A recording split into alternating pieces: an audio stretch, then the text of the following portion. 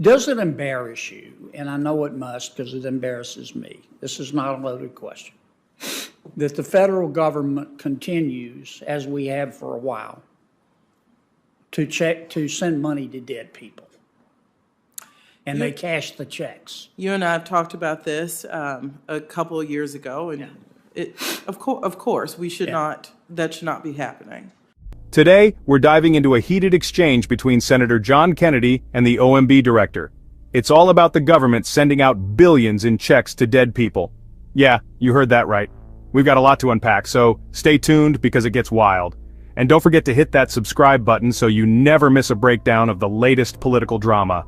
Does it embarrass you, and I know it must because it embarrasses me, this is not a loaded question, that the federal government continues, as we have for a while, to send money to dead people? And they cash the checks. You and I have talked about this a couple of years ago, and of course, we should not, that should not be happening.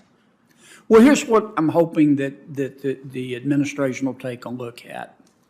During the stimulus period, when we were trying to keep our society on its feet, we sent out checks to we sent out $1.4 billion worth of checks to dead people. And they were cashed, obviously fraud. And as best I can tell, we don't know for sure, but we send out between $1 and $2 billion of checks a year continuously to dead people. And they're cashed, obviously fraud. We passed a bill that said Social Security, which gets the information about who's alive and who's dead from the states, has got to talk to the Department of Treasury to make sure that its do not pay list includes people who are dead. It was a shame we had to pass a bill to implement common sense, but nonetheless we did it. But in order to get the bill passed, I had to make some compromises. I can't imagine anybody would be against it. We're going to start doing that on December 23rd of this year, but it's only for 3 years. And the Government Accounting Office says we ought to make it permanent. And I'm going to try to make it permanent.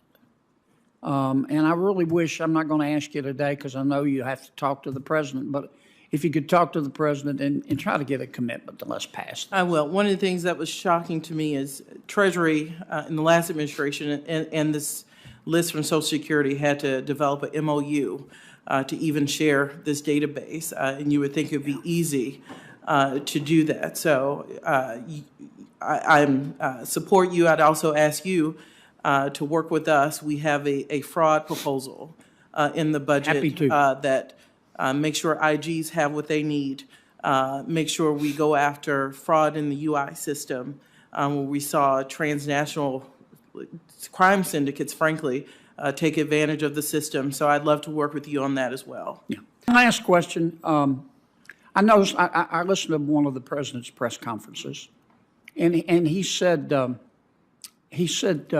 you know, nobody, no middle income people are going to have to pay any of this $4.7 trillion worth of new taxes.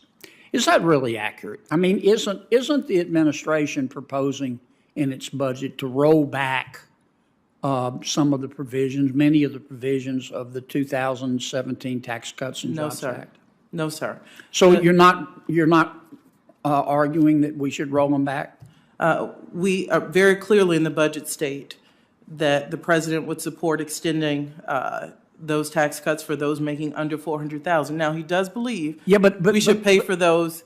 But he's proposing to roll back tax cuts for people who are making less than $400,000, isn't he? No, sir.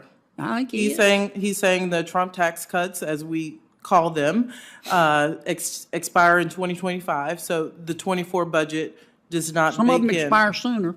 Some of them expire sooner, like the R&D tax credit. And I know there are various proposals in the Senate to extend those.